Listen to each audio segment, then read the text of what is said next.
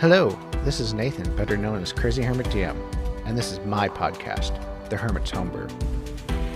Joining me today is Michael from the Weathered Dragon, as we talk about his business and custom D&D and tabletop role-playing game tables.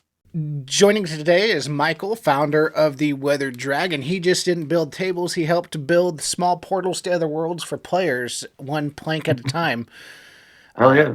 In my research, I heard that you got back into D&D in 2018 after taking a hiatus, and you were quoted as saying you believe the regular kitchen table just wouldn't do it for gaming. What sparked that idea Uh, and turned it into one of the best gaming table?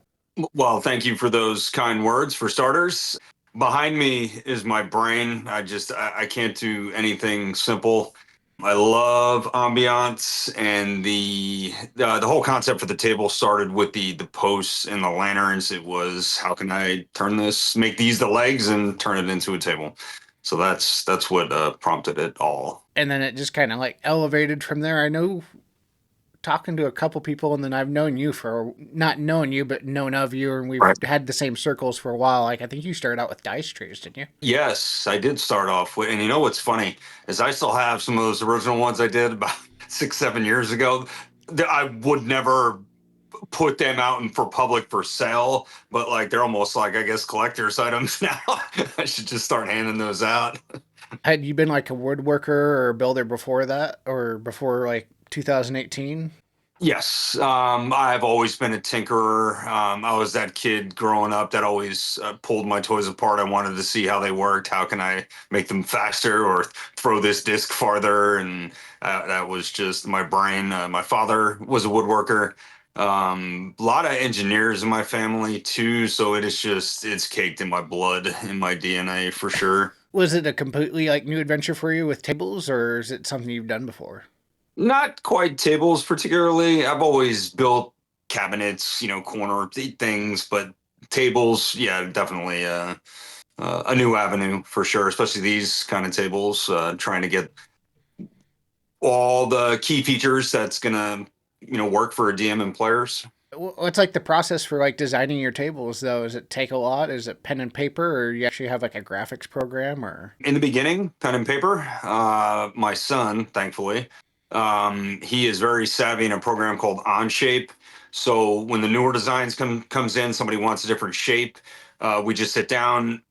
They're all basically the same, all the parts and how they're done. It's just reconfiguring the measurements to get the shape we need. Yeah, and how do you like dream up the features, or what's the process with that? Like, because you go like from like old school kind of fantasy charm and bring in all these modern functionalities with lights and USBs and all the fun modern D&D, while also kind of catering to the old school.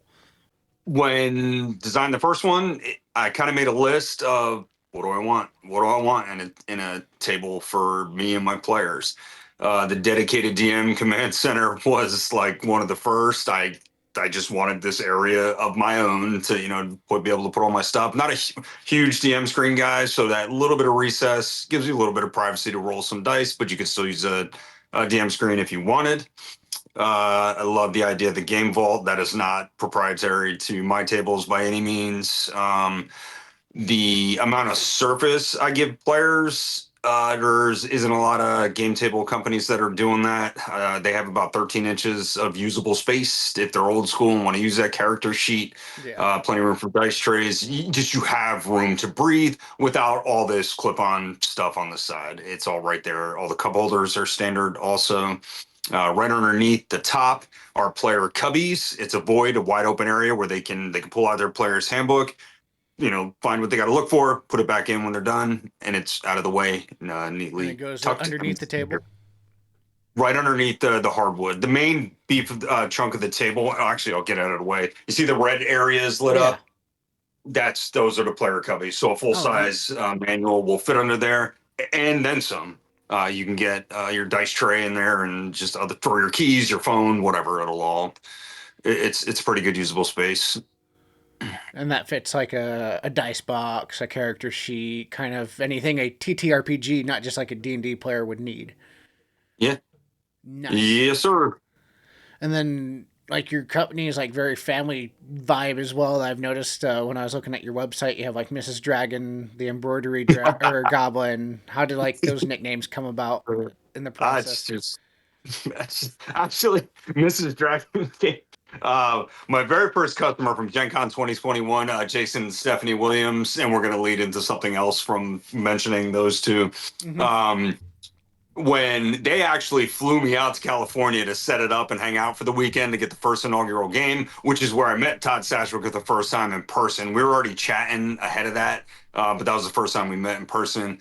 But driving around with Jason in the car, and I'd be on the phone with my wife, and he'd be like, "Oh, is that Mrs. Dragon?"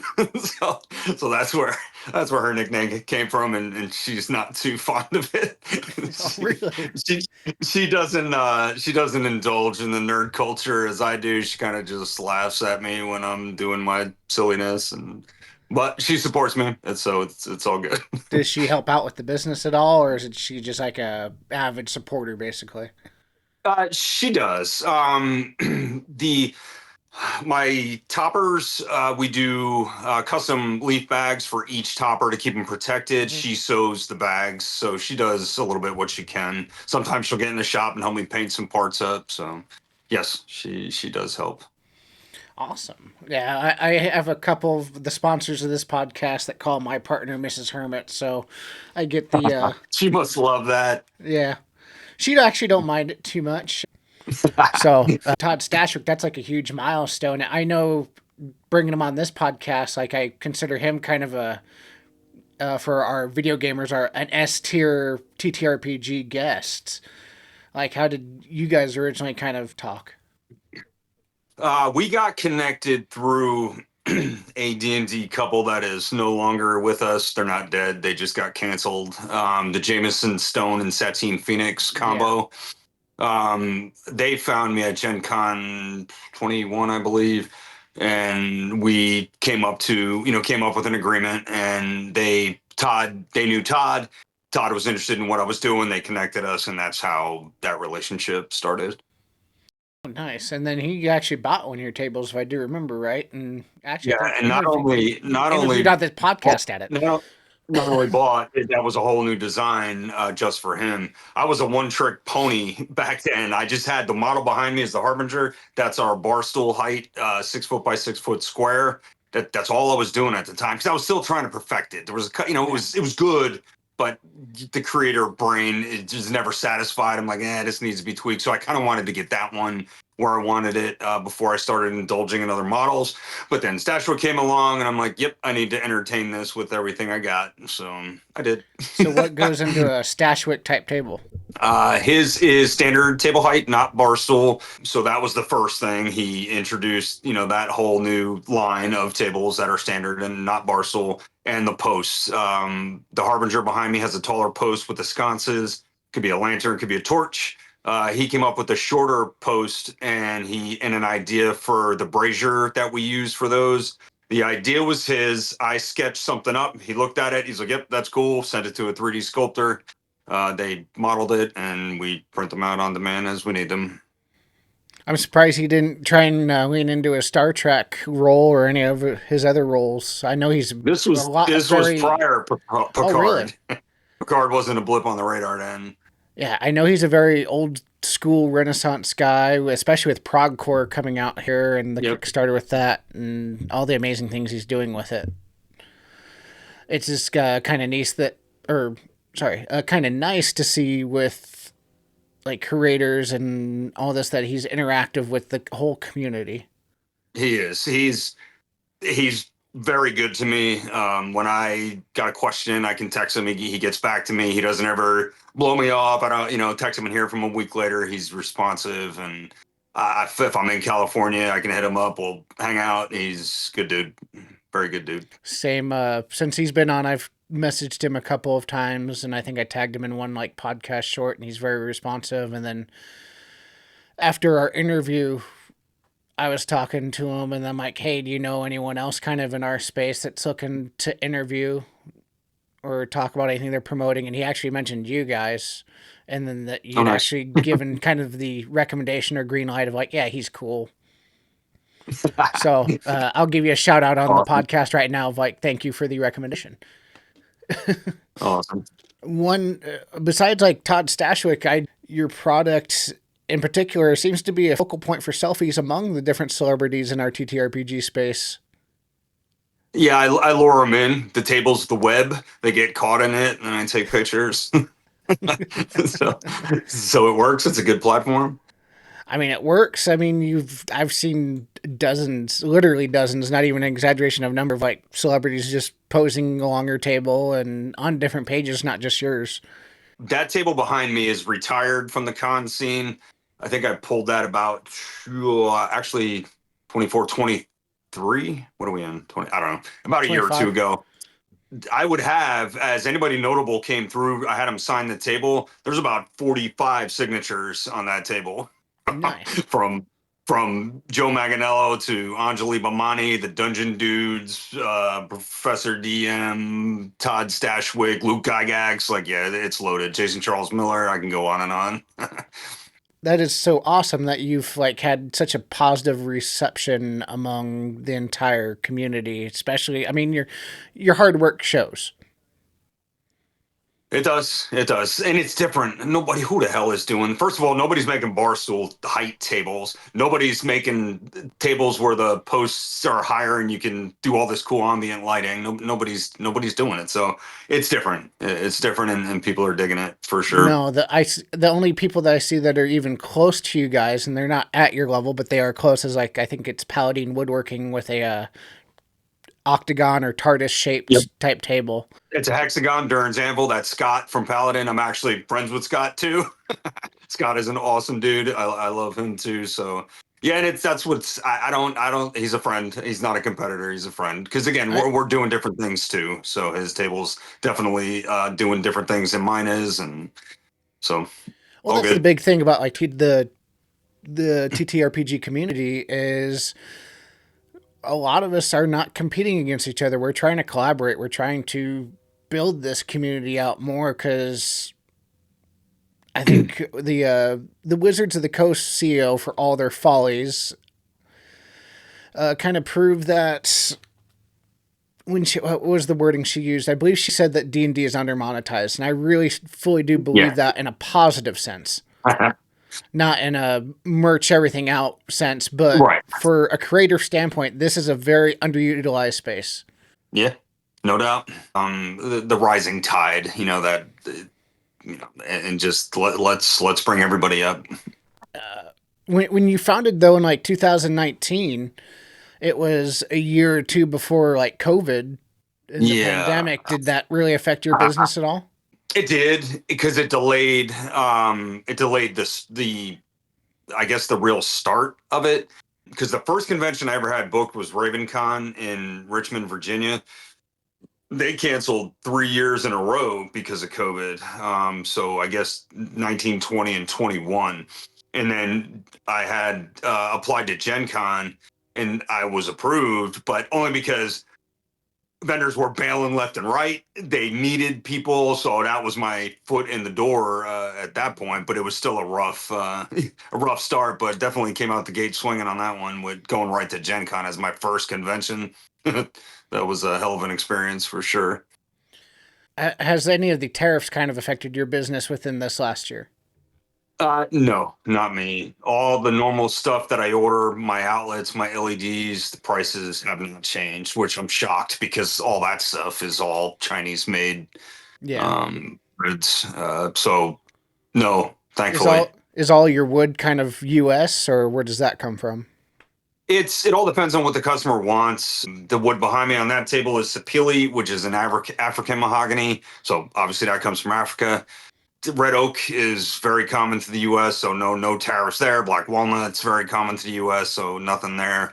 It all depends on what they want. Zebra wood gets very expensive. There's a lot of woods that come out of Mexico, gorgeous woods that they're high dollar woods to begin with. So yeah, you start slapping tariffs on that, forget it. But no, for the most part, it hasn't affected me. That's So yay. amazing. Just because like there's so many businesses being affected by that unfortunately, and I just wanted to kind of touch on that at least that one point because Yeah. It's nice to see that somebody that's worked hard to get where you are isn't totally being affected by that, at least yet. Hopefully, fingers crossed. All the kind of fellow business owners that are listening, though, was there any major setbacks when you guys first started getting going? You got any specifics? What do you mean What was exactly? like Just what was like the first major setback that you guys had, or what was the first moment kind of that I guess was deemed a failure in your eyes that was your big learning moment? Everyone succeeds seems from learning from failure. right, making mistakes. That's a tough one. It's been a roller coaster. It's had definitely had its ups and downs, but I'm not going to say there was any one major failure point. I was a home improvement contractor before I started doing this, so I didn't completely stop what I was doing and just went balls to the wall table maker. That's not how it happened. I was able to, I had a couple jobs lined up, home improvement, got an order for a table, put that in the queue 3 months out, and then then the tables overwhelmed the home improvement stuff. And that's kind of how that happened. I'm a man of my word. So if I'm telling you this is the window you're going to get your table, I've delivered every single one within 2 weeks. I think is reasonable, and I state that in our agreements too. This is your build window, which is usually a month. So if I tell them December, we may start a little early, we may start a little late, but within 2 weeks after December, you'll have your table. Dang, that's a pretty quick turnaround. Even the bigger ones, the like table behind me, my standard square ones, if I can put a decent 2 weeks into the shop, without any interruptions, which is not easy, I'll do one of those in 2 weeks without killing myself. Yeah, is it just like you doing it, or do you have a team now, or? In the shop, it's just me still. I am so ready for that next step. I have outgrown this little shop I'm in right now.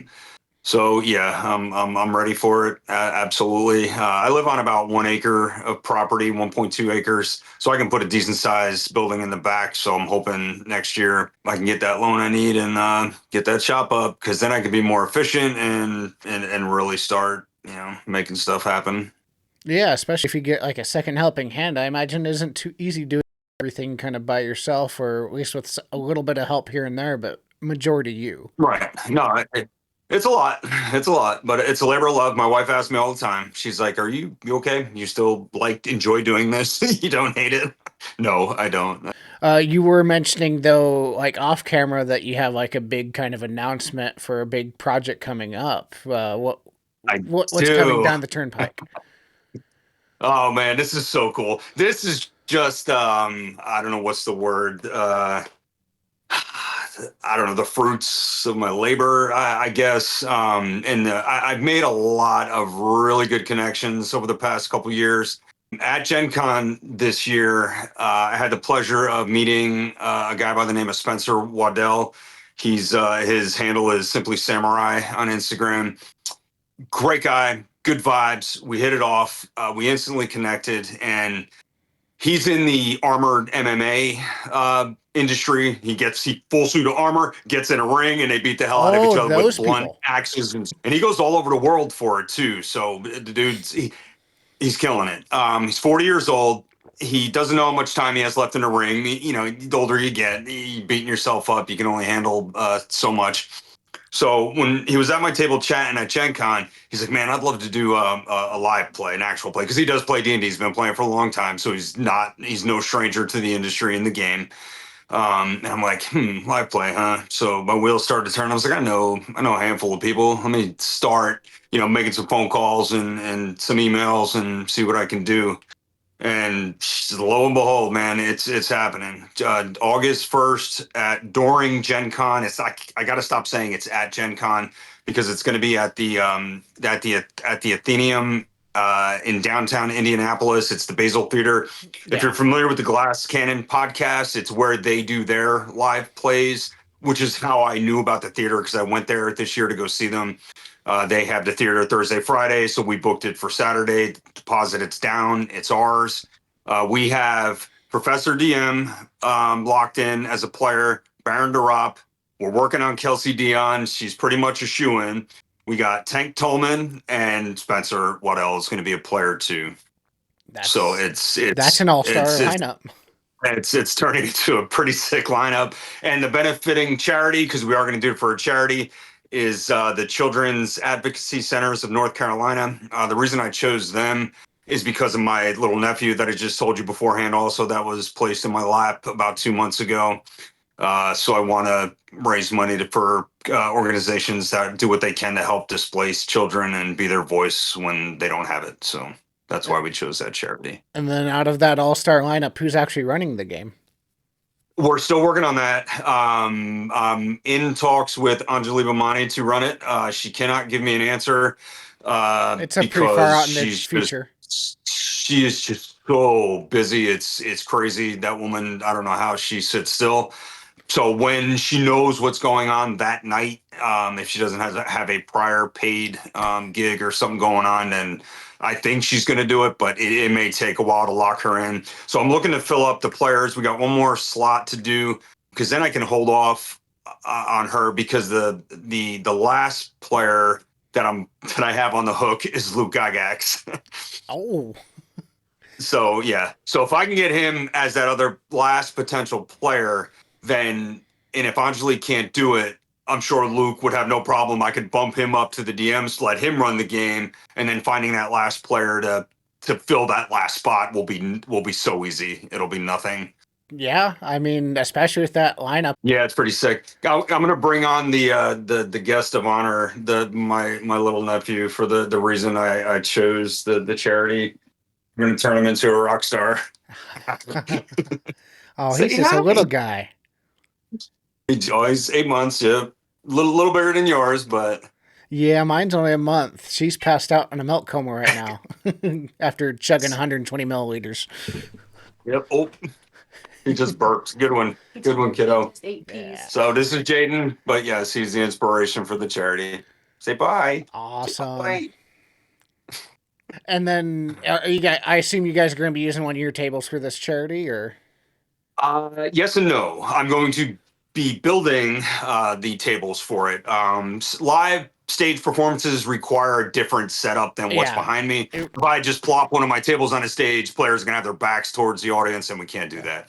So For there'll be our, 3 individual stage tables, 2 at about like 2 foot by 6 foot, one on each side for the players, put 3 players on each side, and then one special one for the DM. I imagine I mean, even if you're not religious, picture the iconic Last Supper picture. I imagine you need one of those kind of long tables that are facing that way. Yeah. Yep. Something like that. Yes. This episode's been brought to you by. So every GM here starts small from the experts when building a campaign, right? A tavern, a village, a few NPCs. But what if your players want something more without feeling overwhelmed? That's where Centurion 3D steps in.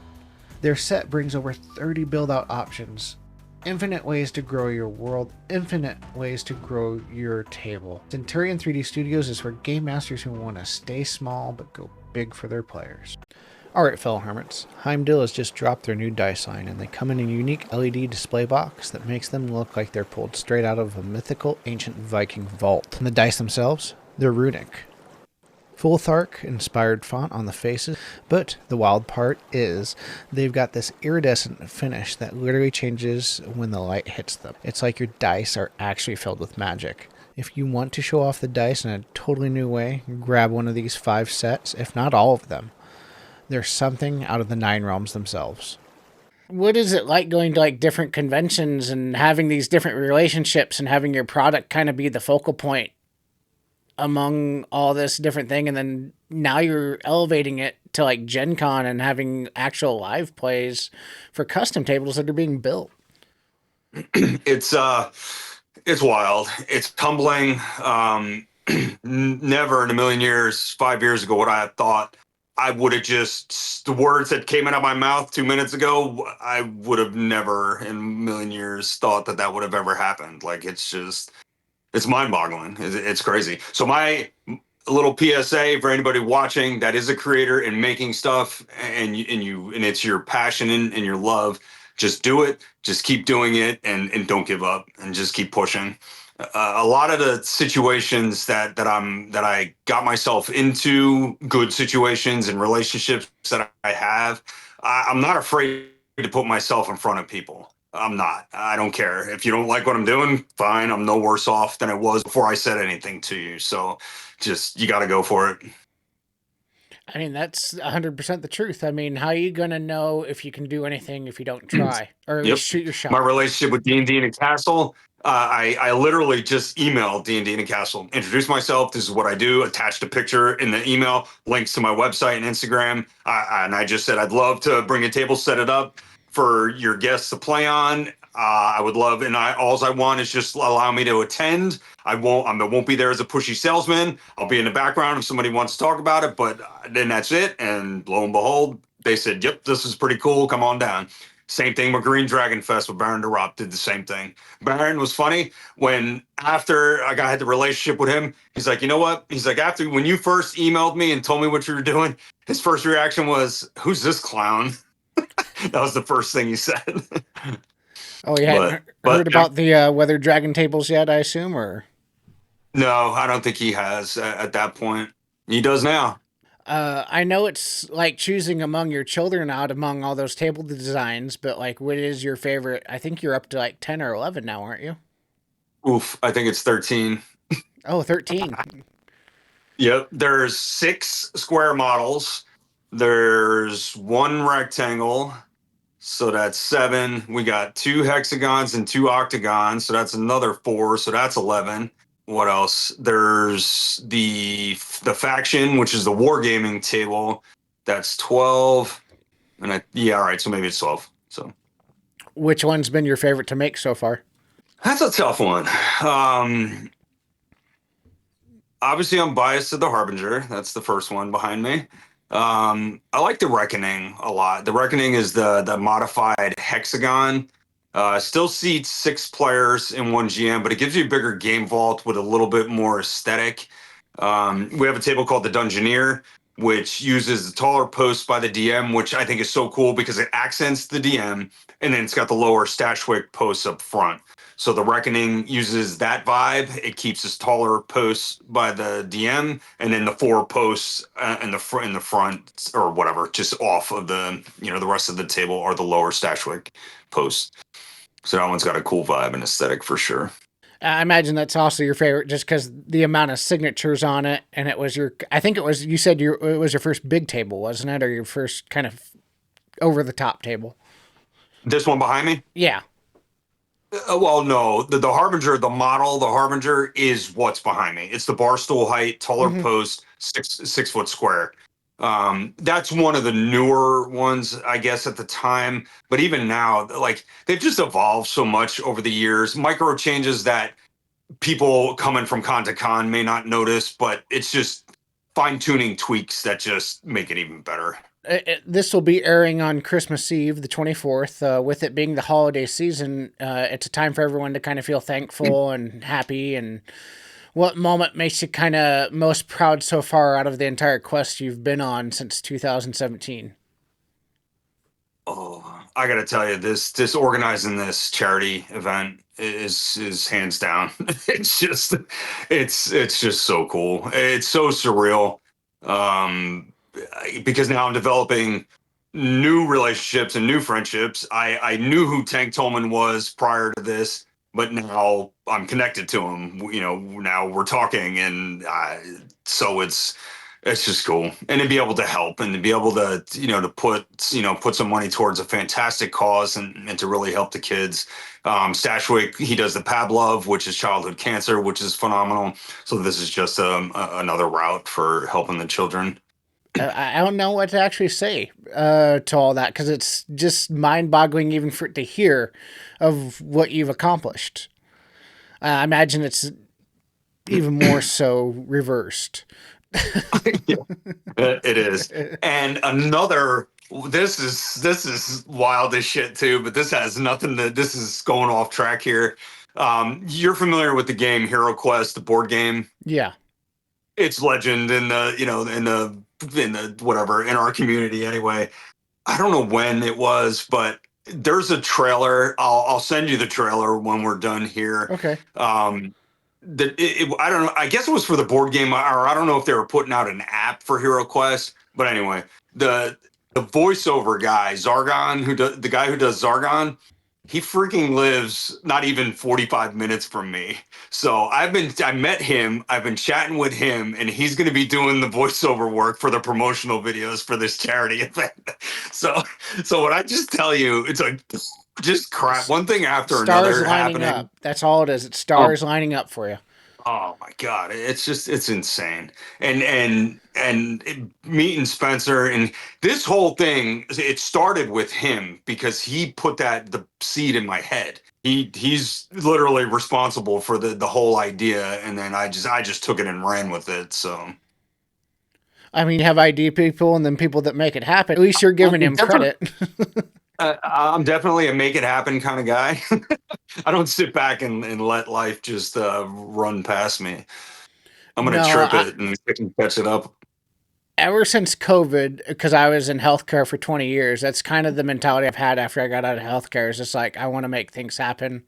I want to, obviously, I have a child now. I want to be a person that she's proud of. I know either way, even if I didn't do anything, she'd be proud of me, but I want that satisfaction, I guess. Right.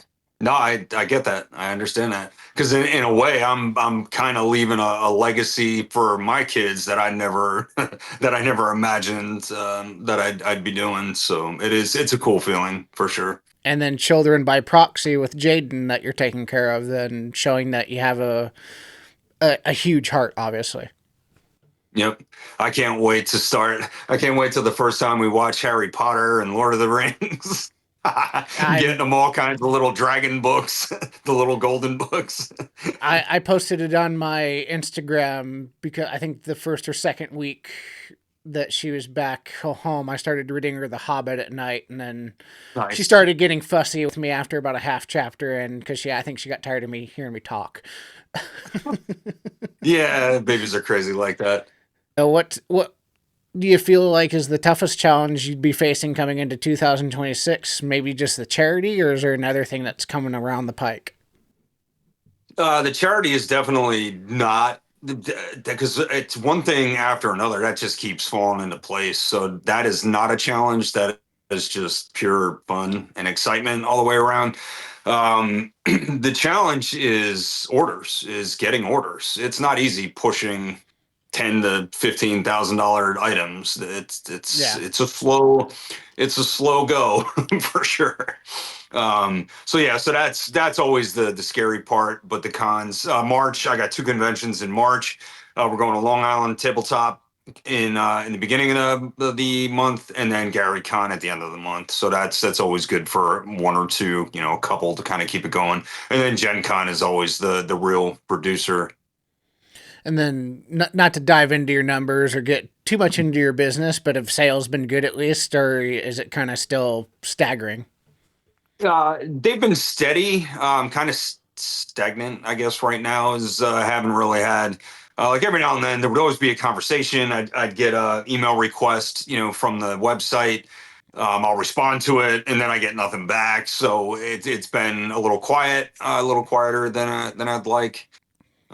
So that does get a little nerve Yeah, I wracking mean the because price point probably is of a intimidation factor, I guess. But I mean, when you're doing what you're doing, you're literally making people table from nothing. It ain't like you're taking anything stock.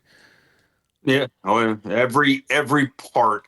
Like I've tried to count how many pieces each like post is, and it's like I don't know, 60 to 70 individual pieces, and each one of those is I hand cut every one of them.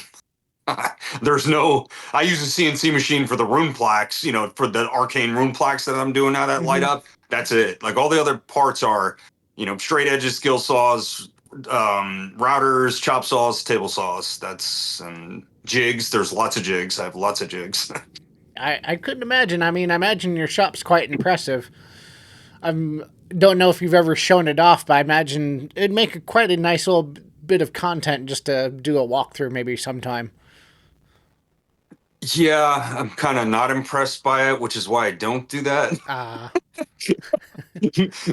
Hopefully, when that bigger shop comes along, yeah, definitely. I definitely will. But yeah, to round it out, though, what do you wish people more understood about like your business or the craft of building custom gaming tables?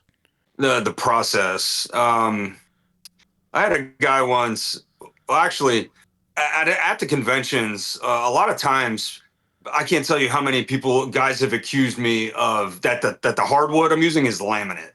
I'm like, no, it's not. All you got to do is remove the cup holder, and you could see the cutout, the drilling through the hardwood. But why they do that is the finish that I use. I use a two-part acrylic urethane. It's commercial grade. It's used in bars and restaurants, so it gives it a finish people aren't used to looking at. I guess is fair to say. So that's why they question it, especially with the post.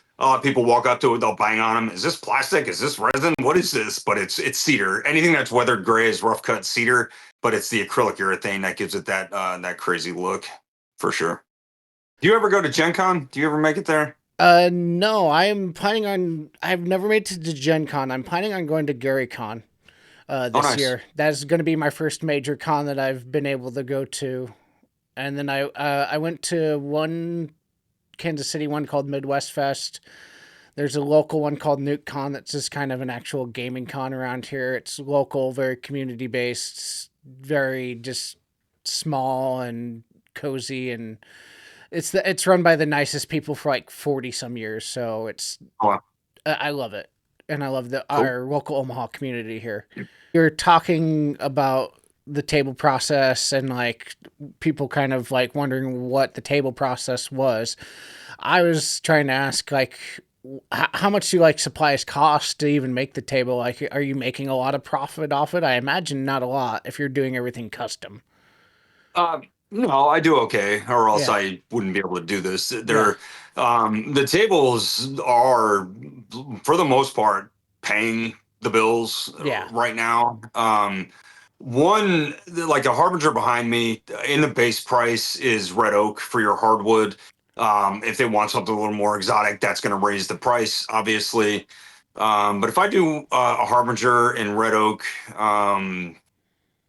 with, let's say, the lanterns, because the torches are an upgrade, and all the other basic features, there's a decent amount of money there. I want to Good. say the material's about 2 grand for all the material. Plus all your labor and hard work, you're doing everything by hand yourself. There isn't like you're, I guess, what was the word?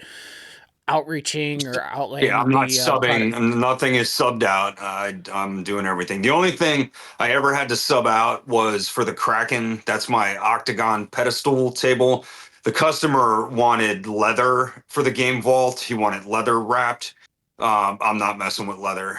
We found a company to do it, so they literally cut me the 5 foot octagon for the game vault base, wrapped it in leather, and then shipped it to me, and Oh, then I built it as normal. But other than that, that's the only thing that's ever been subbed out. just like often folks don't have a concept of kind of what goes into the artistry or the labor art or just kind of the hands-on stuff when you haven't seen behind basically the DM screen metaphorically, Yeah. and all the work that goes into it. They kind of take it for granted, I feel.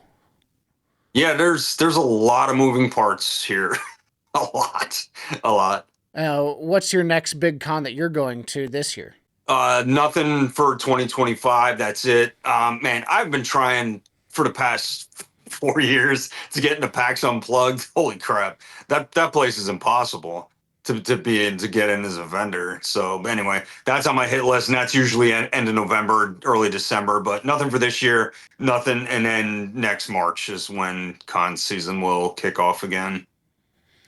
Yeah, you got like a Gary Con and Dragon Con. Gen Con, I know you said that you're probably, well, obviously you're doing because you got the charity thing going on. Yes. Yep. I'll be a vendor at Gen Con as well. Is there anything else that you kind of wanted to give shout outs for or anything like that? Or, One thing I forgot to lead into before when I was talking about Jason and Stephanie Williams, my first customers from Gen Con 2021, when they flew me out. The current table that I'm working on is also for them. Like, as if it's not hard enough to sell a customer one table, they're buying their second table. so, so again, What happened more to their first one? nothing. They have Oh, a second house. They have for work. Stephanie is in. They had to get another house closer to where that job was, so they do a lot of commuting, back and forth. So she wanted one for the second house. wow. That is crazy. Yep.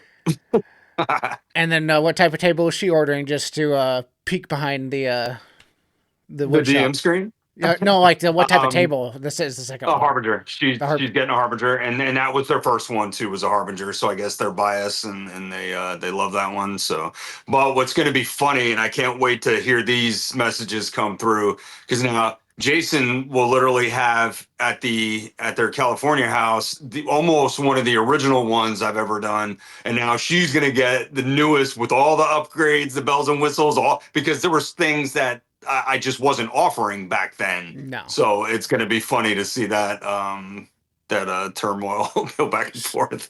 So, just to be nosy, like from like the Gen 1 product to now, what are those bells and whistles that have been added? Um, for one, the torches. I didn't have the torches back then. She wanted the torches. I use a more upgraded outlet now for the player post. I can't remember if they used that on their first one. For the rune plaques on the side, I wasn't offering the arcane rune plaques, which are the ones that light up for LEDs, so she'll have that also. I was doing felt back then. Felt it's good for a while, but not the best covering for like the game vault and the player cubbies. It's felt. It pills up, collects a lot of junk lint that's got to be cleaned. So now I switched over to vinyl, so she'll have an easier maintenance covering that she deals with. And I think that's about it. Oh, and the thickness of the table, the inside, the walls of the the cubbies in the game vault used to be 3.5 inches. They're now 4, so it may not sound like much. There's two reasons I did that. It gives a little more clearance in the game vault if you put the topper on. Again, it's only 1/2 inch, may not sound tremendous, but you may have that one piece that's just there. But the main reason was customers were starting to put the outlets inside the player cubbies. I'm 6 foot, 210 pounds. I'm not saying I got the biggest hands in the world, but I couldn't fit my fist in the 3.5 inch clearance. I had to turn sideways. It was really awkward. But with that 4 inches, I can get my hand in there to plug stuff in. So it kind of helps that out too. I mean, Again, yeah, minor you, details, yeah, evolution, these kind of things that nobody would have really noticed, but they make a huge difference in the end. no, and I mean, you have like people at like Joe Mangalino's table, like the Big Show, literally this big, brooding dude. I doubt he could get his hand in there either. So I'm pretty Yeah. sure dudes his size are appreciating Right. the extra space. Yep. And that's why taller guys, they walk up to this table at conventions and they're 6'6", and they're like, "Yeah, table built for me," because they're so huge. But the theory behind the bar stool height was, you're playing D&D for what, 4, 6, 8 hours all day long. You can kick the stool back, stand up for a little bit, stretch your legs, and it's a perfect standing height. So there's a good crossover there, which is why I did the bar stool height for the Harbinger. Is there anything else before we kind of call it quits here and just any sort of shout outs? No, I think that's about it. If we got a minute, I can pull the camera off and give a quick tour of the Yeah, table. sure. All right, let's do it. I'm going to, I don't know if, can I turn the camera around on Discord? I don't know if Yeah. I can. Yeah, I don't think I can. Well, whatever. I'll hold it like this. Anyway, massive player surface. We got 13 inches here. Recessed game vault, custom quotes on the inside. Player cubbies, full size books, dice and pencil drawer in the middle, cup holders, outlets. This is the old school outlet. We do the larger upgraded one. Torches. Um, kind of messy on the DM side here, but the recessed DM command center. I like that a lot. Being a forever GM myself, that is just a nice space. It is. It is definitely cool. And it's a nice wide area just for a nice like even if you're doing like a Dwarven Forge setup, that's a nice, just wide area to do that sort of stuff in. Yep, agreed. And then for like our war gamers, like how compared to this table, like how does that table kind of line up space wise? The wargame table is way smaller than this. It's 4 foot by 6 foot, and it's standard height. So that's 4 foot by 6 foot, I believe, is the conventional space that they need. Okay. So it's way smaller. Well, I think with that, I think we'll go ahead and just call it there because we'll end that with a piece of art in the background. And if that's your Gen 1, I can't wait to see eventually sometime in the future in person the new one. Heck yeah. But thank you for coming on. Thanks for having me. Hey, tabletop gamers. Thank you for watching this episode of the Hermit's Homebrew.